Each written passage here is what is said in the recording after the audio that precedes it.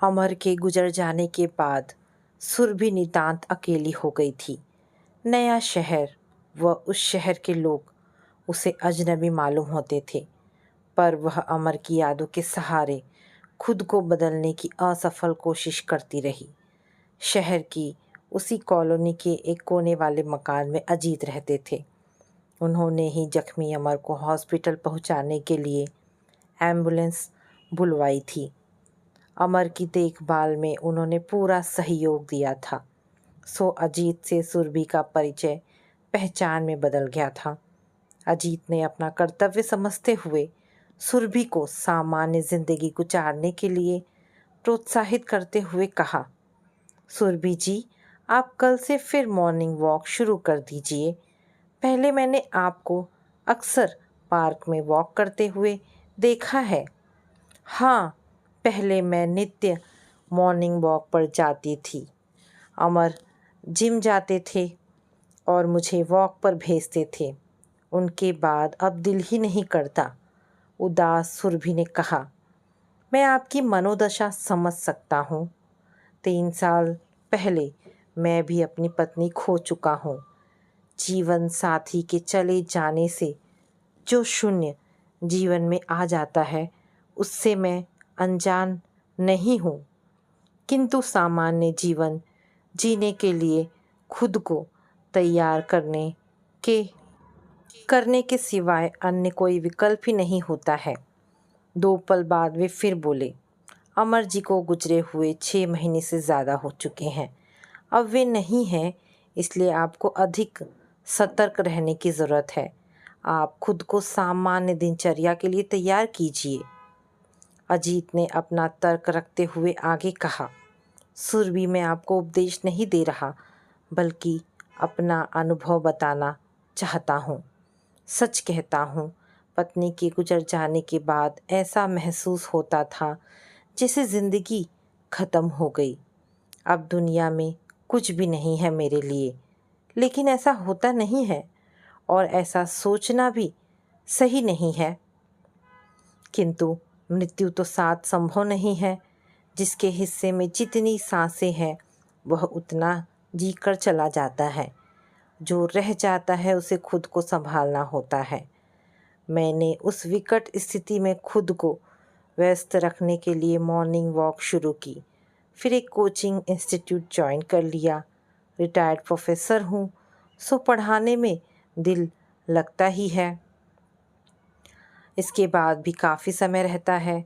उसमें व्यस्त रहने के लिए घर पर ही कमज़ोर वर्ग के बच्चों को फ्री में ट्यूशन देता हूँ तथा हफ्ते में 2 दिन सेवार्थ के लिए एक अनाथ आश्रम में समय देता हूँ। इस तरह के कार्यों से अत्यधिक आत्मसंतुष्टि तो मिलती ही है, साथ ही समय को फ्रूटफुल व्यतीत करने का संतोष भी प्राप्त होता है। आपसे आग्रह करना चाहता हूँ कि आप इन कार्यों में मुझे सहयोग दें। अच्छा, अब मैं चलता हूँ। कल सुबह कॉल बेल दूंगा, निकल आइएगा। मॉर्निंग वॉक पर साथ चलेंगे। शुरुआत ऐसे ही कीजिए। अन्य विकल्प ना होने के कारण सुरभि ने सहमति में सिर हिला दिया।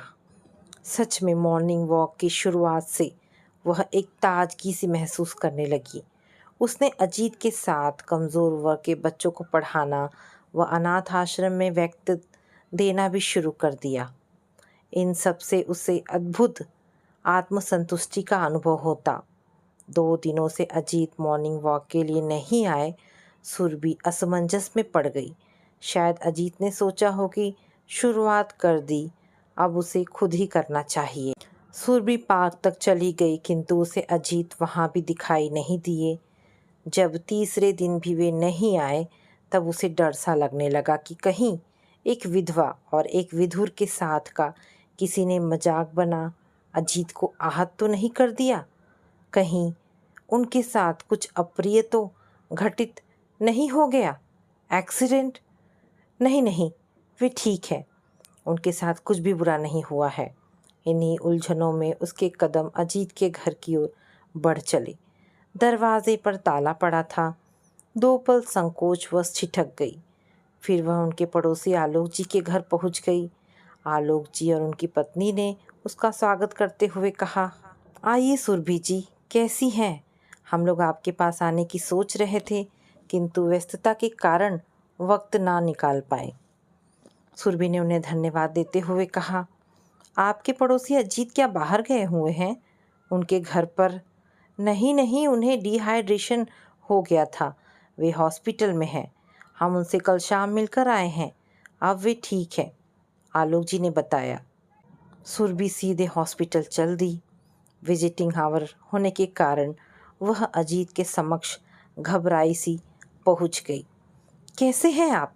क्या हो गया? कैसे हो गया? आपने मुझे इतना पराया समझा जो अपनी तबीयत खराब होने की खबर तक नहीं दी। मैं पागलों सी परेशान हूँ, न दिन में चैन है न रात में नींद। ओ सुरभि, इतना मत परेशान हो, मुझे माफ़ कर दो। मुझे तुम्हें खबर करनी चाहिए थी, किंतु तुम्हें मेरा हाल कैसे मालूम हुआ? अजीत ने आश्चर्य से कहा। आज मैं हैरान परेशान आलोक जी के घर पहुंच गई, वहीं से सब जानकर सीधी चली आ रही हूँ। आप बताइए, अब आप कैसे हैं तथा यह हाल कैसे हुआ? सुरभि की आंखें सजल हो उठी। अजीत भी भावुक हो उठे। उन्होंने सुरभि का हाथ अपने हाथों में लेकर कहा, प्लीज़ परेशान मत हो, मैं एकदम ठीक हूँ। उस दिन सुरेश रात में खाना बनाने न आ सका। 8:30 बजे के बाद फ़ोन करता है, सर आज नहीं आ सकूँगा, पत्नी को बहुत चक्कर आ रहे हैं। मैंने कह दिया कि ठीक है, तुम पत्नी को डॉक्टर को दिखाओ, अभी मैं ही कुछ बना लेता हूँ, सुबह सब ठीक रहे तो ज़रूर आना। मैंने कह तो दिया किंतु कुछ बना ना सका, सो नुक्कड़ की दुकान से पकौड़े ले आया, वही हजम नहीं हुए, बस रात से दस्त और उल्टियाँ शुरू हो गई। अजीत जी, आप मुझे कितना पराया समझते हैं। मेरे घर पर खाना खा सकते थे, किंतु नहीं, आप नुक्कड़ की दुकान पर पकौड़े लेने चल दिए, जबकि आपके घर से दुकान की अपेक्षा मेरा घर नज़दीक है। सिर्फ आप बात बनाते हैं कि तुम्हें अपनेपन के कारण समझाता हूँ कि स्वयं को संभालो और सामान्य दिनचर्या का पालन करो। मैंने आज आपका अपनापन देख लिया। सॉरी सुरभि, मुझे माफ़ कर दो, अजीत ने अपने कान पकड़ते हुए कहा। वैसे अच्छा ही हुआ, तुम्हें तुम्हें खबर कर देता तो तुम्हारा ये रूप कैसे देख पाता। तुम्हें मेरी इतनी फिक्र है, यह तो जान सका। सुरभि ने हौले से अजीत की बाह में धौल जमाते हुए अपनी आंखें पोंछ ली तथा मुस्कुरा दी। भावनाओं की आंधी सारी औपचारिकताएं उड़ा ले गई। अजीत सुरभि को प्रिय कह बैठे। वही हाल सुरभि का था, वह अजीत जी के करीब आ गई थी।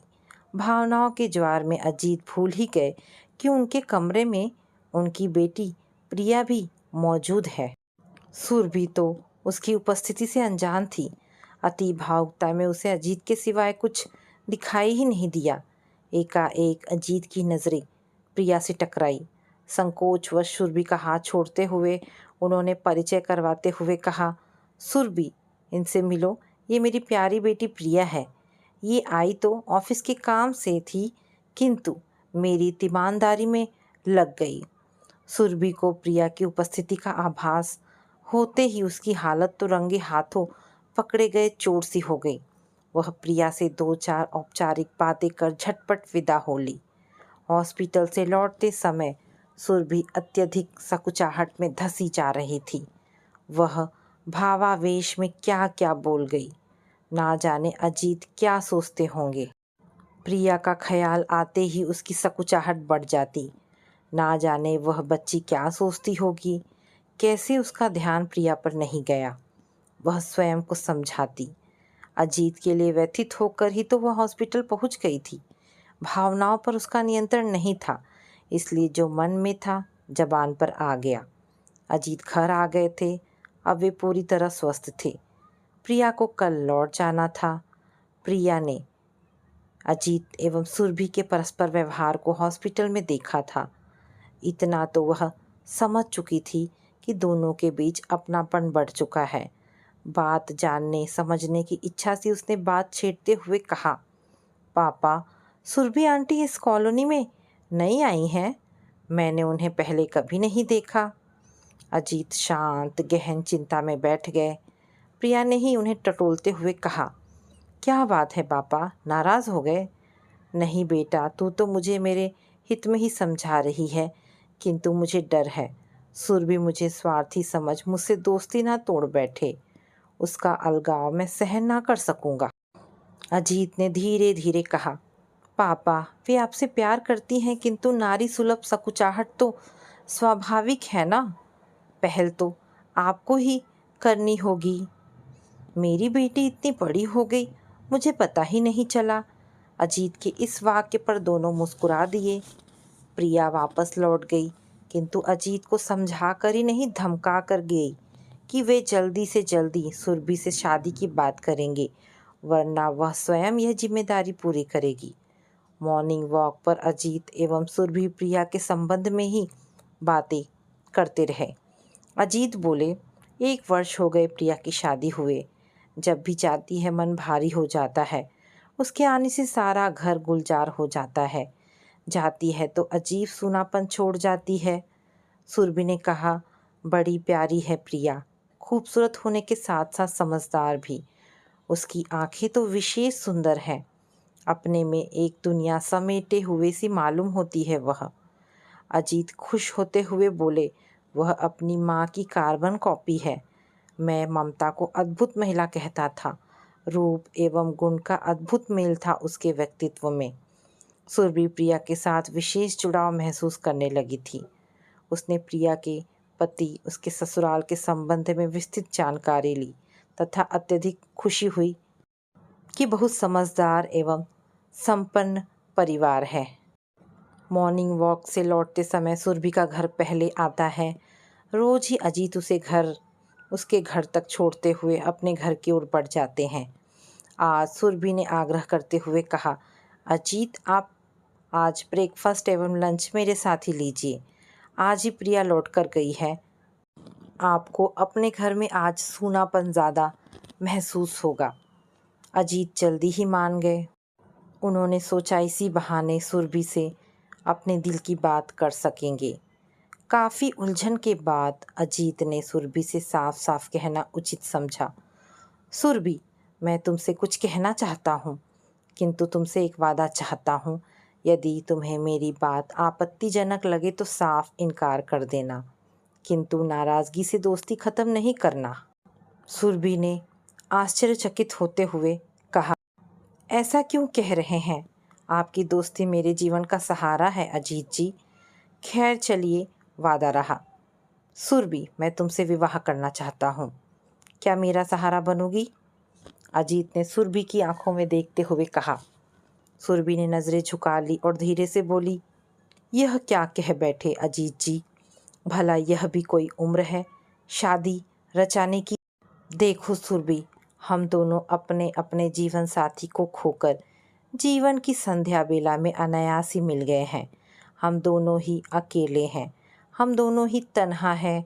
हम एक दूसरे का सहारा बन फिर से ज़िंदगी में आनंद एवं उल्लास भर सकते हैं। जीवन के उतार चढ़ाव में परस्पर सहयोग दे सकते हैं।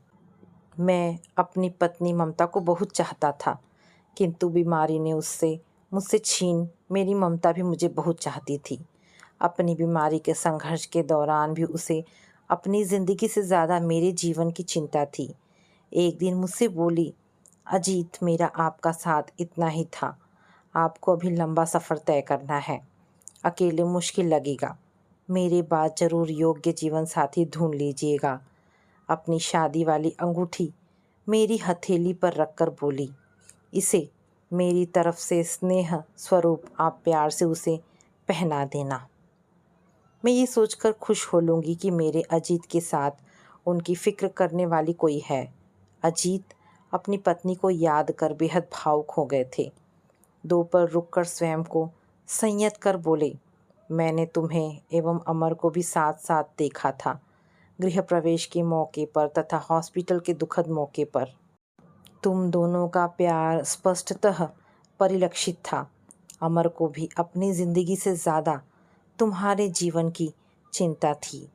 वे सिर्फ और सिर्फ तुम्हारी ही चिंता व्यक्त करते थे। मैं आईसीयू में उनसे मिलने जब भी जाता, सिर्फ तुम्हारे संबंध में चिंता व्यक्त करते थे। उस दिन उन्हें आभास हो चला था कि वे नहीं बचेंगे।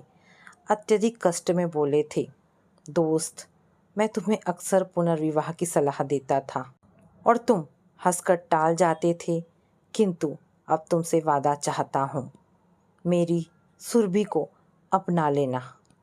तुम्हारे साथ वह सुरक्षित है। ये सोचकर मुझे शांति मिलेगी। हमने परिवारों के विरोध के बावजूद अंतर्जातीय विवाह किया था। सभी रिश्ते खत्म हो गए थे। मेरे बाद एकदम अकेली हो जाएगी मेरी सुरभि। दोस्त, मेरा आग्रह स्वीकार कर लो। मेरे पास वक्त नहीं है। उनकी दर्द भरी याचना पर मैं हाँ तो ना कर सका था, किंतु स्वीकृति हेतु सिर जरूर हिला दिया था। मेरी सहमति जानकर उस तकलीफ एवं दर्द में भी उनके चेहरे पर एक स्मिति छा गई थी। किंतु सुरभि, तुम्हारी नाराज़गी के डर से मैं तुमसे कहने का साहस न जुटा सका था।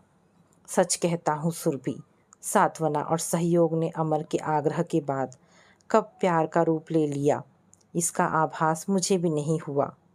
किंतु मेरे प्रेम की सुगंध मेरी बेटी प्रिया ने महसूस कर ली है।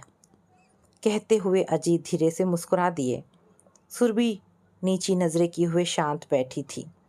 अजीत ने ही कहा, सुरभि, मैंने तुम्हें अमर जी की, प्रिया की एवं अपनी भावनाएं बता दी हैं। अंतिम फैसला तुम ही करोगी। तुम्हारी सहमति के बिना हम कुछ भी नहीं करेंगे। सुरभि ने धीरे धीरे कहना शुरू किया, अमर ने जैसा आग्रह आपसे किया था, वैसी ही इच्छा मुझसे भी व्यक्त की थी। मुझसे कहा था, सुरभि, संसार में अकेली औरत का जीवन दुभर हो जाता है। अजीत जी भले इंसान हैं तथा विदुर भी हैं। उनका हाथ थाम लेना। तुम सुरक्षित रहोगी तो मुझे शांति मिलेगी। मेरी चुप्पी पर अधीर होकर बोले थे, सुरभि मान जाओ, हाँ कह दो, मेरे पास वक्त नहीं है। उनकी पीड़ा, उनकी अधीरता देख मैंने भी स्वीकृति में सिर हिला दिया था। मेरी स्वीकृति मान उन्होंने हल्की मुस्कुराहट से कहा था, मेरी शादी वाली अंगूठी, मेरी सहमति मान अजीत को पहना देना। उसमें लिखा ए अब उनके लिए ही है। किंतु मैं भी आपकी दोस्ती ना खो बैठूं, इस संकोच में आपसे कुछ कह ना सकी। वह हल्के से मुस्कुरा दी। अजीत इत्मीनान से बोले, चलो, प्रिया की जिद के कारण सभी बातें साफ हो गई। मैं तो तुम्हें चाहने लगा हूँ, यह स्वीकार करता हूँ। तुम्हारा प्यार भी उस दिन हॉस्पिटल में उजागर हो चुका है। मेरी प्रिया तो हमारी शादी के लिए तैयार बैठी है। तुम भी इस विषय में अपने बेटे से बात कर लो। सुरभि ने उदासीनता से कहा, मेरा बेटा तो सालों पहले ही पराया हो गया। विदेश क्या गया, वहीं का होकर रह गया। 3 साल से न आता है, न हमारे आने पर सहमति व्यक्त करता है। उसकी विदेशी पत्नी है तथा उसने तो हमारा दिया नाम तक बदल दिया है। अमर के क्रियाक्रम हेतु बहुत मुश्किल से उससे कांटेक्ट कर सकी थी। मात्र 2 दिन के लिए आया था। मानो रिश्ते जोड़ने नहीं बल्कि तोड़ने आया था। कह गया, यूँ बेकार मुझे आने के लिए परेशान ना किया करें। मेरे पास फालतू का टाइम नहीं है। अकेली माँ कैसे रहेगी? ना उसने पूछा, न ही मैंने बताया। अजनबी की तरह आया और परायों की तरह चला गया। सुरभि की आंखें भीग आई थी। अजीत ने उसके आंसू पोंछते हुए कहा, सुरभि, जिस बेटे को तुम्हारी कोई फिक्र नहीं है, जिसने तुमसे कोई रिश्ता संपर्क नहीं रखा है, उसके लिए क्यों आंसू बहाना? मैं तुमसे एक वादा कर सकता हूँ, हम दोनों एक दूसरे का इतना मजबूत सहारा बनेंगे कि हमें अन्य किसी सहारे की ज़रूरत ही नहीं होगी। सुरभि अभी भी सिमटी सकुचाई सी बैठी थी। अजीत ने उसकी अंतर्दशा भांपते हुए कहा, सुरभि, ये तुम भी जानती होगी तथा मैं भी समझता हूँ कि इस उम्र में विवाह शारीरिक ज़रूरत हेतु नहीं बल्कि मानसिक संतुष्टि के लिए की जाती है। विवाह की ज़रूरत हर उम्र में होती है ताकि साथी से अपने दिल की बात की जा सके। एक साथी होने से जीवन में उमंग उत्साह बना रहता है। फ़ोन के जरिए प्रिया सब बातें जानकर खुशी से उछलते हुए बोली, पापा इस संडे यह शुभ काम कर लेते हैं। मैं और विशाल इस शुक्रवार की रात में पहुंच रहे हैं। इतवार के दिन कुछ निकटतम रिश्तेदार एवं पड़ोसियों के बीच अजीत एवं सुरभि ने एक दूसरे को अंगूठी पहनाई, फूल माला पहनाई तथा अजीत ने सुरभि की सूनी मांग में सिंदूर सजा दिया। सभी उपस्थित रिश्तेदारों ने करतल ध्वनि से उत्साह एवं खुशी का प्रदर्शन किया। सभी ने प्रिया की सोच एवं समझदारी की प्रशंसा करते हुए कहा कि अजीत एवं सुरभि के पुनर्विवाह का प्रस्ताव रख प्रिया ने प्रशंसनीय कार्य किया है। प्रिया ने घर पर ही छोटी सी पार्टी का आयोजन रखा था। सोमवार की पहली फ्लाइट से प्रिया एवं विशाल को लौट जाना था। सुरभि भाव विभोर हो बोली, अच्छा होता बेटी कुछ दिन रुक जाती। प्रिया ने अपनेपन से कहा, माँ अभी तो हम दोनों को जाना ही पड़ेगा। फाइनल रिपोर्ट का समय होने के कारण ऑफिस से छुट्टी मिलना पॉसिबल नहीं है।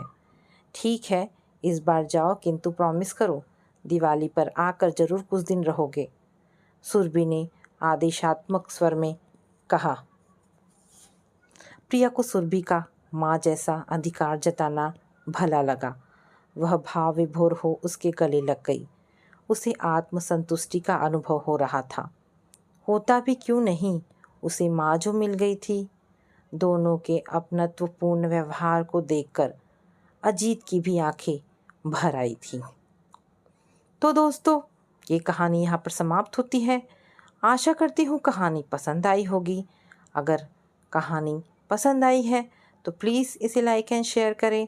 दोस्तों ऐसी ढेरों पारिवारिक और शिक्षाप्रद कहानी सुनने के लिए मेरे चैनल को प्लीज़ सब्सक्राइब करें और हाँ कमेंट करके ज़रूर बताएं।